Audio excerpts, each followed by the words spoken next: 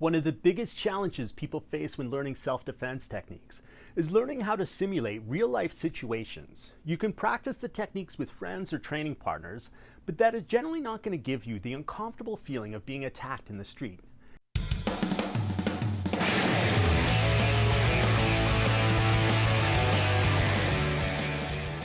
Hey everyone, I'm Rob Veltman, that black belt guy. Learning self-defense can be empowering. The feeling of being able to stop an attack, should it ever happen, can be a huge confidence boost.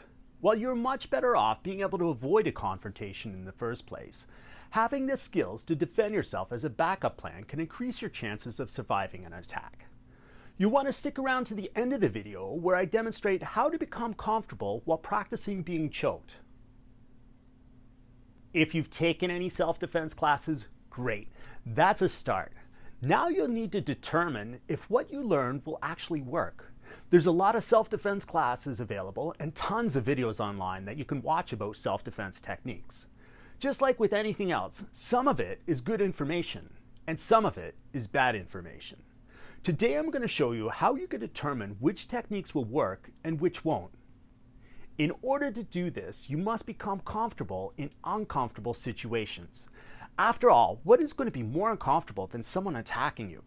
Your adrenaline will be flowing, your life could be on the line, and the skills that you've learned may be the only thing able to save you. This will require a large time commitment on your part. If you want to be good at something, you need to practice it. I want you to think about something that you're good at. It could be anything, really. Shooting a basketball, knitting, cooking, but pick something that you're very good at. Think about, how did you get good at that activity? It most likely required a lot of practice. Shooting a basketball, for example, when you start to shoot, maybe you're hitting 2-3 out of every 10 shots. Then as you start to shoot more and learn the proper techniques, the percentage of time that you're making the shot will increase. If you continue to practice, you will start to hit almost every shot. If you want to be able to rely on self-defense techniques, you're going to want to be very good at it. You're definitely going to want to be able to do it more than 2 and 3 in every 10 times. You want it to work almost every time, keeping in mind that no matter how good you get, sometimes you're going to miss. So like I said earlier, you want to avoid the situation if at all possible. So let's see if your newfound skills are going to work. It's always best to practice with an instructor around that can help you out. Sometimes it's just little details that you're missing in the technique that will cause them not to work. An experienced instructor will be able to show you the little details that will lead you to success. If you are practicing with an instructor and they are not able to help you do the technique, you should be concerned about one of two things. Either the technique is not a good one, or the instructor doesn't really know what they're doing. It could be that the move is too advanced for your skill level, but that's something your instructor should realize. Sometimes it's not possible to have an instructor there, however, especially if you are trying a new technique you saw online or a video that you want to try out. You want to start slowly with minimal resistance from your training partner. When someone is learning a new technique, I always recommend a partner gives them about 10% resistance. The whole idea is for you to perform the technique correctly. If somebody is resisting too much, you're not going to be able to do it and you won't learn. If you're able to perform the technique with your partner giving you 10% resistance, have them increase it to 20% and then 30% and so on. Keep in mind is that the idea is for you to be able to perform the technique. So as you increase the resistance, if you start faltering, dial it back a bit. If you were unable to do the technique when they are resisting at 50%, go back to 40%. If you are unable to do it at 80%, go back to 70%, etc., etc., etc. As you start to increase the intensity, you'll probably become uncomfortable at some point.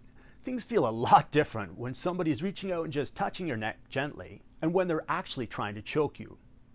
If you do get into a situation where somebody is attacking you, you can rest assured that they will be applying 100% resistance. If you're not prepared for this, the training you might have had won't do you much good.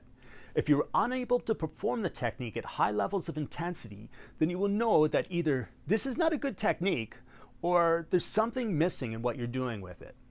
Hey everyone, if you feel you're getting value out of the video so far, please smash that subscribe button below and leave me a comment. Now I know that there's some of you out there saying, I'm not comfortable at all having somebody touch me or grab my neck. I just don't like it. I know this from teaching many self-defense classes and seeing people's reactions when we start to work on a technique.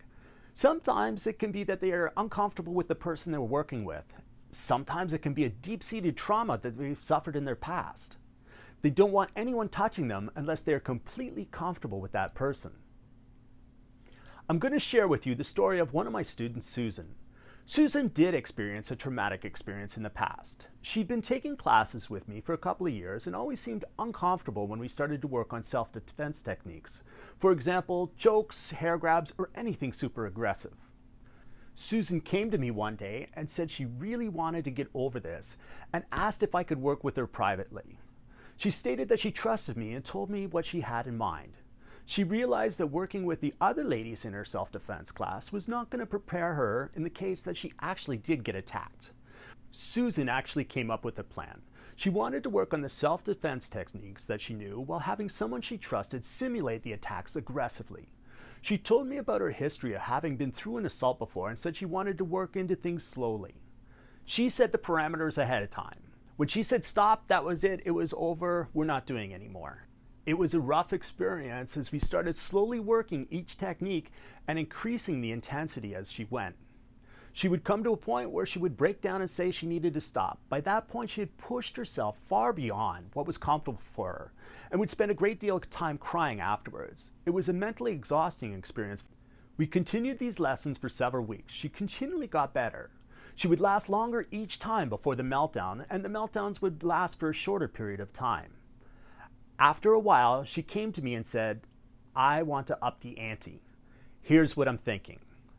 I want you to attack me hard, almost if you were somebody in the street coming after me. I know this is going to be a rough one. I want to invite my therapist to sit in on the session. We planned the session with her therapist and started into the techniques. We started slowly and increased the intensity with each repetition. She was getting to a point where she was obviously distressed, and her therapist jumped in and said, that's enough. She turned to him and said, no, I'm okay. I want to keep going. We continued as she pushed through her fear, and after about an hour of this, I was putting almost as much into my attacks as somebody on the street would. The therapist that she brought with her was amazed at her progress. He stated that when he first met her, even putting a hand on her shoulder would cause her to cringe. Now he was watching her fully defending herself as someone attempted to choke her, grab her by the hair, and physically attack her. Susan was learning to become comfortable being in uncomfortable situations. By easing slowly into each situation and gradually increasing the intensity, she was able to overcome her fears. Once you face your fears and become comfortable being uncomfortable, you'll be able to accomplish so much more. I'm now going to demonstrate how you can become comfortable practicing being choked. So here you see my partner Ted grabbing my neck, and very lightly, even when I step back here, you notice that he's not following me. I have to convince him to come forward as if he was somebody really trying to attack me. So I step backwards to take my partner off balance. Next up, I'm going to lift my arm up in the air, and then I'm going to turn my entire body away from the arm that is raised. Doing this allows me to use the entire strength of my body against just the strength in his arms. Then I twist back towards him, again using my entire body to get strength behind that elbow strike. Then, after I've done this a few times, I'm going to have Ted come in and be a little bit more aggressive with each one of his attacks.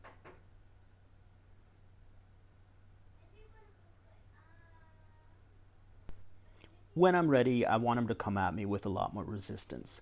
So here you can see he grabs me. That's not good enough. I really want him to push me back there like that. Now I'm ready. I've worked my way up to things. I can have Ted attack me full tilt here. So again, I'm going to start off nice and easy with the technique, get used to it, and then I'll have him come at me harder. If you're interested in finding out more, make sure you subscribe to the channel. For in a future video, I will be demonstrating ways that you can raise your adrenaline in order to closer simulate a street attack. If you enjoyed the video, make sure to check out the playlist here for more self-defense tips. And as always, please smash that subscribe button below, like, and leave a comment. I'll see you all in the next video.